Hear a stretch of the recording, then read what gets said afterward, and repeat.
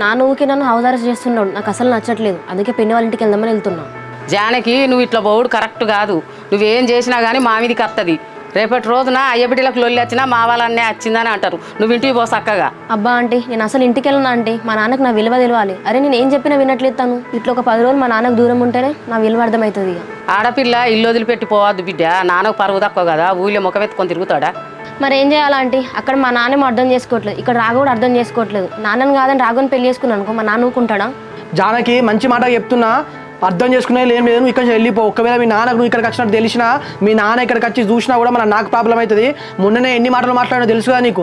అరే ఎందుకంత సీరియస్ అవుతున్నావు రాఘవ? ఏదో నేను కనబడితే టెన్షన్ పడతావు కదా, అందుకే ఒక మాట చెప్దామని వచ్చిన. సరే నేను వెళ్తాలే.